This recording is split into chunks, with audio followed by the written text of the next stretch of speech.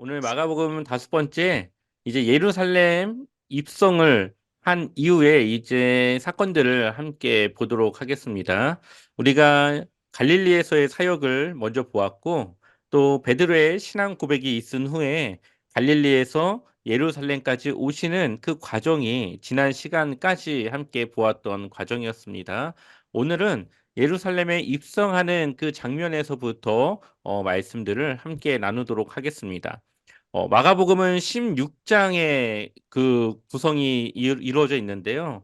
그중에 10장까지는 예루살렘 입성 이전까지의 사역들을 담고 있고요. 나머지 6장이 이제 예루살렘 안에서 일어나는 예수님의 십자가 사건 그리고 부활 이후의 일들까지 기록이 되어져 있습니다. 그러니 이 마가가 얼마나 이 예루살렘에 입성하면서부터 이 십자가의 사건까지 예수님의 이 사역들을 중요하게 다루고 있는가를 보여주고 있습니다. 한번 우리가 이 내용들을 함께 보도록 하겠습니다. 맨 먼저 예루살렘 입성인데요. 우리가 같이 11장 1절의 말씀 읽어보겠습니다. 그들이 그들이 예루살렘에 예루살렘에 가까이 와서 가서 감난산 벳바게와 베다니에 이르렀을 때에 예수께서 제자 중 둘을 보내시며 아멘. 제자 둘을 보내는 이유는 낙이 새끼를 이제 데리고 오기 위해서 제자 둘을 보냅니다. 감난산과 벳바게와 베단이라는 지역은 우리가 지난 시간에 보았던 이 지도로 보면은 바로 이쪽 부근입니다. 베다니가 있고요. 그 위에 벳바게가 있고 조금 더 위에 이제 갈람산이 있고요. 그리고 예루살렘이 있습니다. 그래서 갈람산에서는 예루살렘이 보이는 아주 가까운 위치에 있었던 것을 성경을 통해서 볼 수가 있습니다. 그래서 예수님은 이 예루살렘에서 이 베다니를 왔다 갔다 하시면서 이제 생활을 이제 하고 계신다라고 우리가 보면 되겠습니다. 자, 우리 한번 8절 말씀도 읽어보겠습니다. 함께 읽겠습니다. 많은 많은 사람들을 사람들을 자기들의 자기들의 겉옷을 겉옷을 또 다른 이들은 들에서 들에서 벤 벤 나뭇가지를 길에 나뭇가지를 길게 펴며 펴며 아멘. 아멘.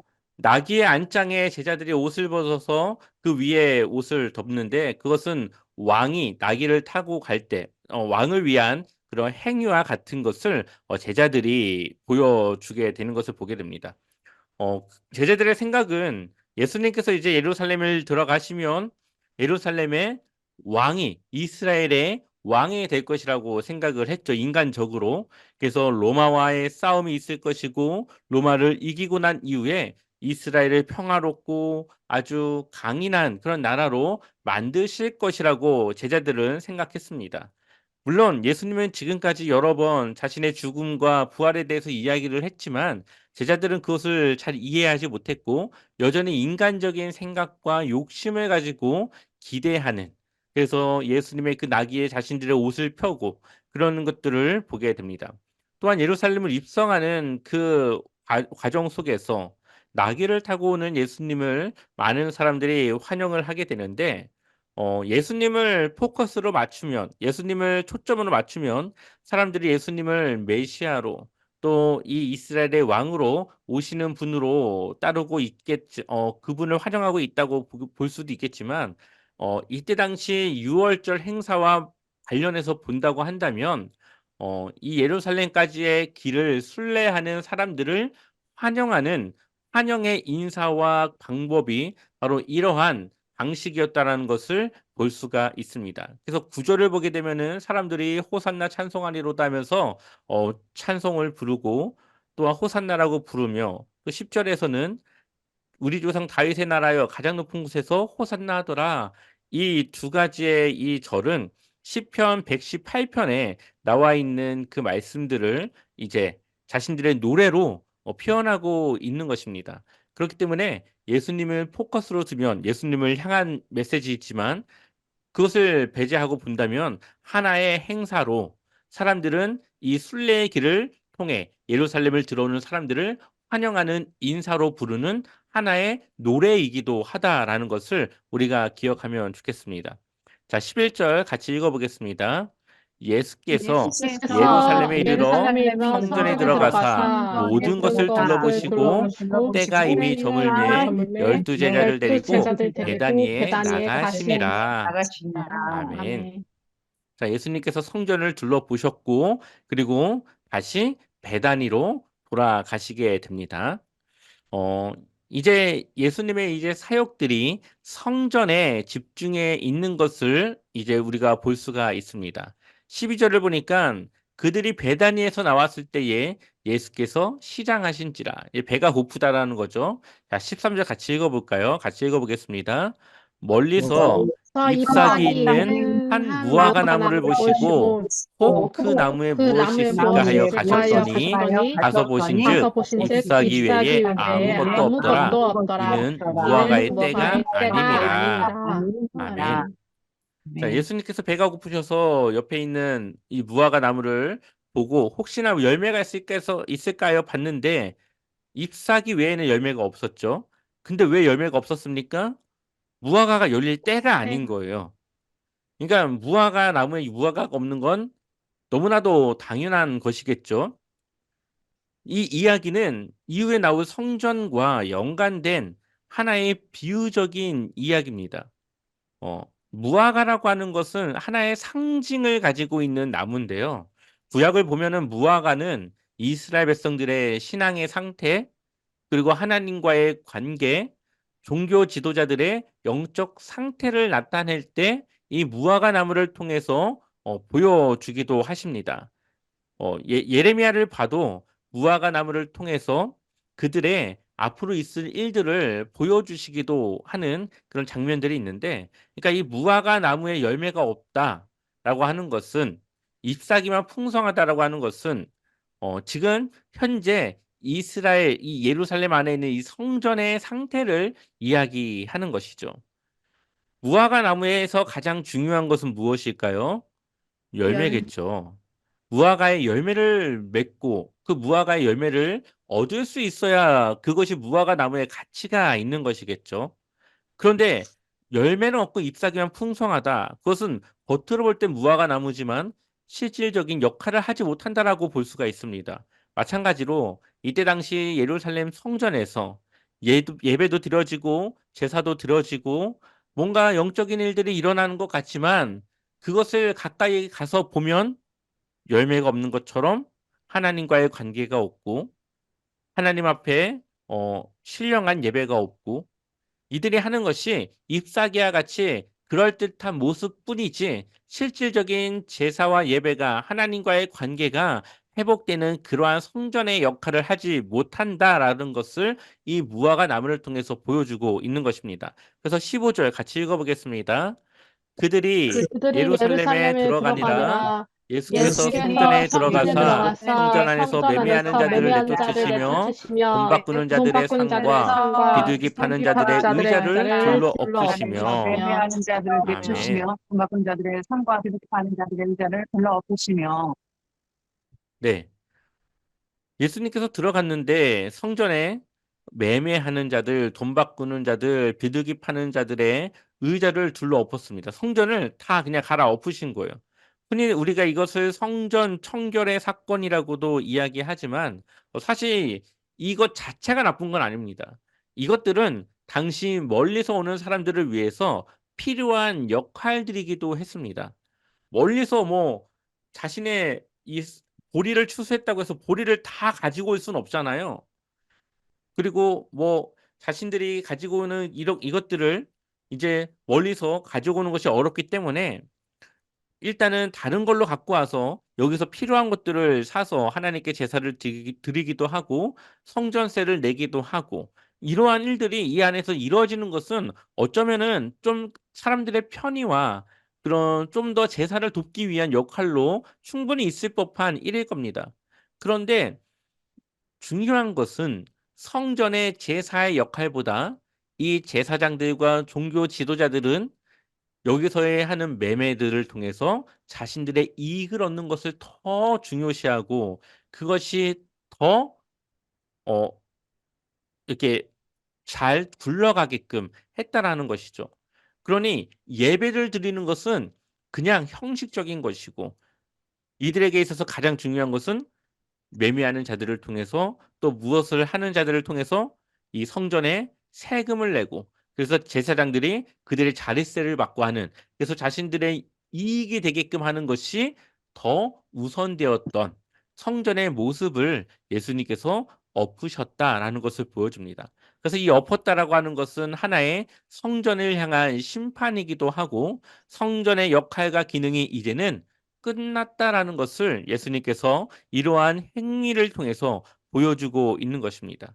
자, 20절을 보니까 그들이 이제 다시 돌아왔다가 아침에 또 나가는데 저주했던 예수님께서 저주했던 그 무화과가 어떤 상태입니까? 지금 뿌리째 마른 것을 보고 이제 무화과 나무가 뿌리째 말랐으니까 그 무화과는 어떻게 됩니까? 이제 죽은 거죠. 그 역할을 이제 할 수가 없는 거죠. 이 말은 이 무화과를 성전을 상징했던 무화과가 마른 것처럼 이 이스라엘 예루살렘 안에 있는 이 성전의 역할은 이제 끝났다. 이제 그 역할은 하나님께서 더 이상 사용하지 않을 것이다. 그리고 새로운 성전을 세울 것인데 그 성전이 누구십니까? 예수님이시죠. 예수님을 통해서 우리 각자가 이제 하나님의 성전이 되어져서 그 역할들을 하는 그러한 앞으로의 일들을 지금 보여주고 있습니다. 그래서 앞에서 무화과의 저주, 성전의 뒤엎음 사건, 그리고 무화과의 뿌리가 마른 사건, 무화과 성전 무화과 샌드위치 구조로 되어져 있다는 것은 무화과를 통해서 성전을 이야기하고 있는 그러한 구조다라는 것을 우리에게 보여주고 있습니다. 자, 그리고 베드로가 묻습니다. 라피어 보소서 저주하신 무화과 나무가 말랐나이다 할 때 예수님께서 이제 제자들을 향해서 교훈을 주십니다. 세 가지를 주시는데요. 22절 같이 읽어볼까요? 같이 읽겠습니다. 예수께서 예수께서 그들에게 그들에게 대답하여 대답하여 이르시되 이르시되 하나님을 하나님을 믿으라. 믿으라. 네, 첫 번째는 하나님을 믿으라는 교훈이에요. 자, 그러면서 이제 기도로 넘어가는데 24절 같이 읽어보겠습니다. 그러므로 내가 그러므로 너희에게 내가 말하노니 너희에게 무엇이든지 말하노니 기도하고 구하는 것은 구하는 받은 것은 줄로 믿으라. 그리하면 그리하면 너희에게 너에게 그대로 그대로 되리라. 되리라. 아멘. 아멘. 이 이야기를 할 때에 성전은 만민이 기도하는 집이라고 이야기를 하시고 또한 너희가 믿음으로 하나님께 구하면 이 산을 옮겨 저리로 옮길 수도 있다. 바다에 빠뜨릴 수도 있다라고 이야기를 합니다. 근데 사람들은 이 이야기를 우리가 기도하면 뭐든지 다 할 수 있다라고 하는 걸로 생각을 하고 이렇게 이해를 하고 많이들 그렇게 이야기 설교를 하지만 사실 여기서의 이 이야기의 포커스는 심판에 있습니다. 이 산을 옮겨 저리로 옮기는 것, 이 산을 옮겨서 바다에 빠뜨리는 것, 이것은 구약의 이스라엘을 향한 심판의 메시지로서 주었던 것입니다. 그러니 너희가 기도하면 그렇게 된다고 하는 것은 너희가 지금 당장이라도 믿음으로 기도하면 그 심판이 이루어질 것이다라는 의미로 말씀하신 것이라는 거죠. 그러면서 우리가 기도하는 모든 것은 받은 줄로 믿으라. 이제는 그 성전이 아니라 이제 심판받을 그 성전이 아니라 예수 그리스도를 통하여서 그 믿음으로 기도하는 것을 받게 될 것이다라는 것을 지금 주님은 새로운 성전 대신 자신을 향하여서 제자들에게 말씀하고 있습니다. 그리고 25절 같이 읽어보겠습니다. 서서 기도할 때에 아무에게나 혐의가 있거든 용서하라. 그리하여야 하늘에 계신 너희 아버지께서도 너희 허물을 사하여 주시리라 하시니라. 아멘. 그리고 세 번째로는 용서하라. 그래서 예수님을 통해서 우리의 죄가 용서하게 될 것인데 우리가 받은 이 용서함 같이 이웃의 또 다른 누군가의 그 죄에 대해서 허물에 대해서 우리가 용서할 수 있어야 된다. 우리가 주님을 믿는 세 가지의 그 교훈을 다시 한번 말씀하고 있습니다. 믿음을 가져야 되고 우리가 믿음으로 기도해야 되고 또한 우리에게 죄 있는 자를 우리가 용서할 수 있는 그러한 제자의 신앙의 모습을 가르쳐 주고 있으시죠. 자, 12장으로 넘어와서 포도원의 악한 농부 이야기가 나오는데요. 1절을 같이 읽어볼까요? 함께 읽겠습니다. 예수께서 비유로 그들에게 말씀하시되 한 사람이 포도원을 만들어 산 울타리로 두르고 즙자는 틀을 만들고 망대를 지어서 농부들에게 새로 주고 타국에 갔더니 아멘. 아멘. 예수님께서 이제 비유로 또 말씀하시죠. 한 주인이 포도원을 만들어서 이제 그것을 운영하는 것을 농부들에게 맡기고 타국에 갔습니다. 그리고 소출할 때가 되어져서 그것을 이제 받기 위해서 종들을 보내는 거죠. 근데 종들을 이 농부들이 어떻게 합니까? 죽입니다. 왜 그러냐? 자신들이 그거를 가지려고 하는 거죠. 주인이 없는 그때에 농부들이 자신들이 그 열매를, 그 소출을 가지기 위해서 종들을 죽입니다. 여기서 말하는 종들은 누굽니까? 구약의 선지자들을 말하는 거죠. 하나님께서 그들에게 선지자들을 보내지만 선지자들을 핍박하고 죽이는 일들을 이 당시에 사람들이 합니다. 그래서 결국엔 이 주인이 내 자녀를, 내 자식을 보내면은 그는 존중하겠지라고 생각하고 그 아들을 보냅니다.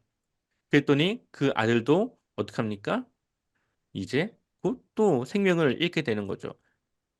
그래서 여기서 또 다시 한번 예수님은 이 비유를 통해서 자신이 바로 하나님을 사랑하는 아들이라는 것을 밝히고 있고, 또 그 하나님께서 자신을 보낸 이유가 메시아를 보내면, 약속된 하나님의 아들 메시아를 보내면 그는 받아들이고 이스라엘이 변화되어지고 뭔가 그들이 바뀌어질 것이라고 하는 기대를 가지고 예수님을 보냈다라는 것을 이 비유를 통해서 보냅니다. 근데 7절, 8절 우리 두 절 말씀 같이 읽어보겠습니다. 그 농부들이 서로 말하되 이는 말하되 상속자니 다 자기가 그러면 그 그 땅이 땅이 우리 우리 것이라 것이라 하고 하고 위에 위에 잡아 죽여 포도원 밖에 내 밖에 던졌느니라. 던졌습니다. 아멘. 네. 자, 여기서 말하는 이 농부들의 마음은 무엇입니까? 상속자가 없으면 그가 가져야 될 것이 이제 우리의 것이 되니 그를 죽이자. 이것이 농부들의 마음이고 생각이었습니다. 예수님은 아직 십자가에 달리신 건 아니었지만 앞으로 그렇게 될 것이라고 하는 것을 미리 이 비유를 통해서 말씀하고 있는 것이죠. 지금 제사장들과 종교 지도자들이 성전을 통하여서 막대한 이익을 얻고 있고, 그리고 자신들이 그 성전의 주인인 것처럼 그렇게 행동하고 있습니다. 성전의 주인은 하나님이신데 하나님이 아니라 자신들이 주인이 되어져서 성전을 좌지우지하고 제사가 아니라 많은 이익을 얻는 장소로 바꾸어 버렸습니다. 근데 예수님께서 그것을 회복한다면 자신들의 이익을 더 이상 받지 못하게 되니 결국 예수님을 죽이는 쪽으로 그들이 생각을 하게 되는 것이죠. 이러한 악한 농부의 생각들이 바로 그때 당시의 종교 지도자들, 지금 예수님을 죽이고자 모의하고 회의하고 있는 바로 대제사장들과 여러 서기관들과 바리새인들의, 그리고 사두개인들의 생각들이라는 것을 말하고 있습니다. 자, 그래서 이렇게 말하고, 자, 12절 보니까 예수님이 이 비유를 했는데 종교 지도자들이 그 이야기를 듣고 자기들을 가리켜 말씀하신 줄 알고 잡고자 하되 무리를 두려워하여 예수를 두고 가니라. 예수님을 가만히 두면 안 되겠다는 생각은 하지만 예수님을 따르는 많은 사람들과 무리 때문에 예수님을 쉽게 잡을 수 없는 그러한 상황이라는 것을 보여주고 있습니다. 그래서 예수님을 잡기 위해서 이제 여러 가지 방법을 생각하다가 이제 아주 민감한 정치적인 이야기를 꺼내게 됩니다. 가해사의 것과 하나님의 것을 어떻게 해야 되는 것을 이들이 물어보고 있는 거죠. 자, 14절 말씀 읽어볼까요? 14절 같이 읽어보겠습니다.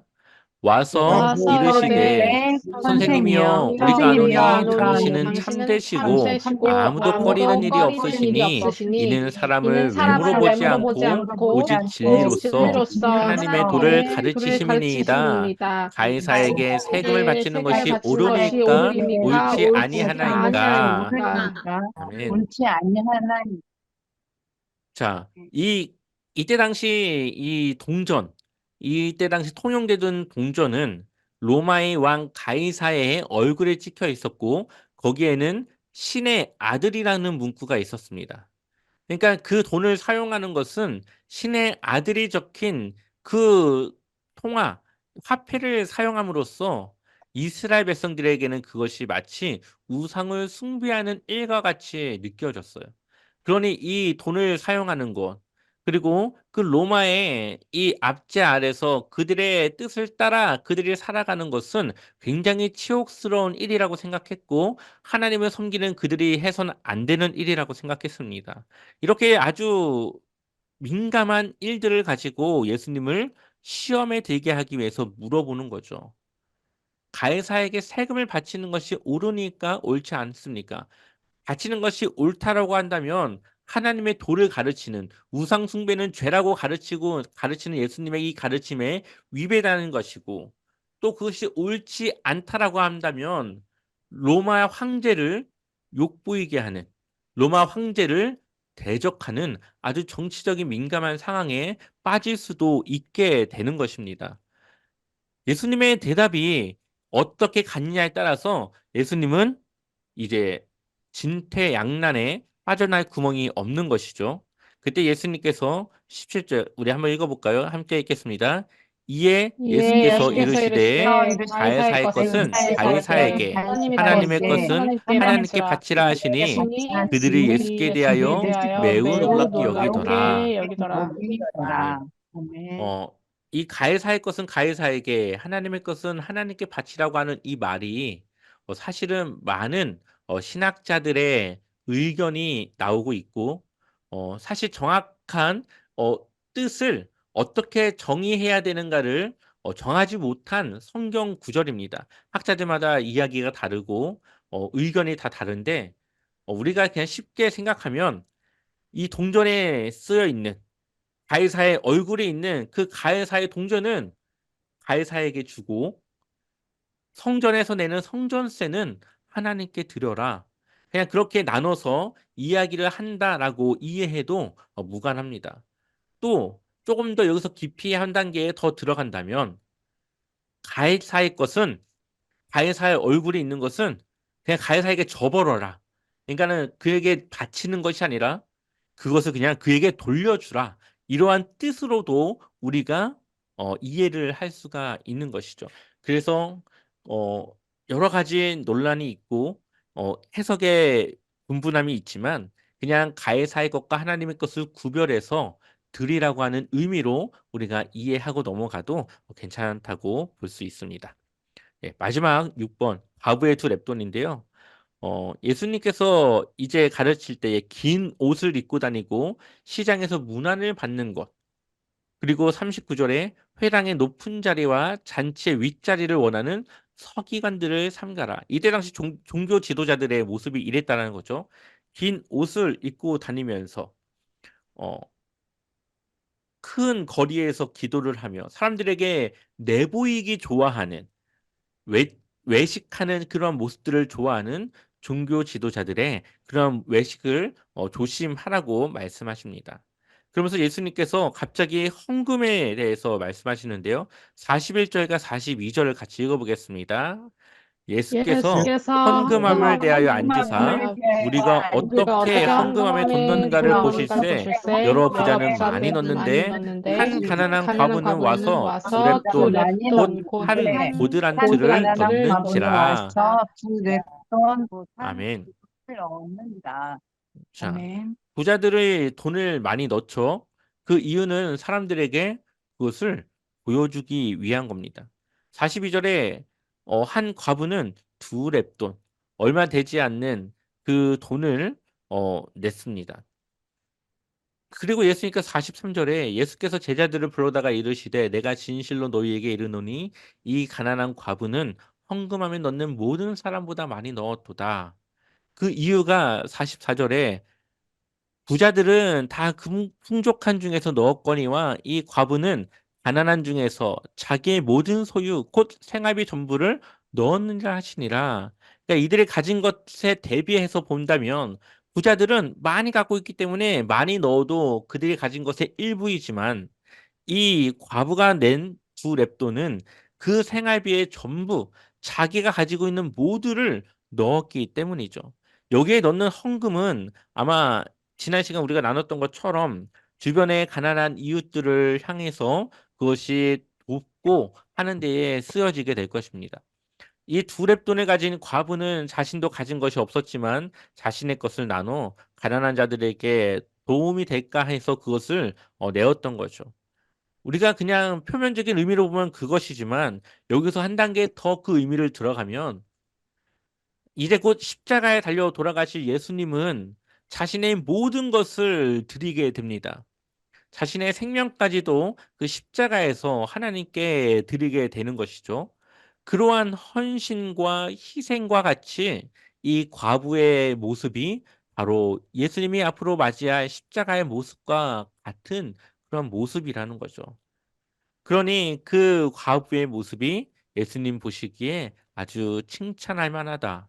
자신이 가지고 있는 모든 것을 드린 이 과부를 예수님은 칭찬할 수밖에 없게 된 것입니다. 그래서 이 과부를 통해서 두렙돈의 과부를 통해서 예수님이 앞으로 자신의 모든 것을 내어주실 십자가 사건을 또한 나타내고 있다라고도 우리가 볼 수가 있습니다. 이렇게 해서 모든 오늘 강의를 마치고요. 네, 우리가 또 사순절 기간 끝까지 잘 마무리할 수 있도록 늘 날마다 주님의 이 말씀을 묵상하며 우리가 늘 은혜 안에 살아갔으면 좋겠습니다.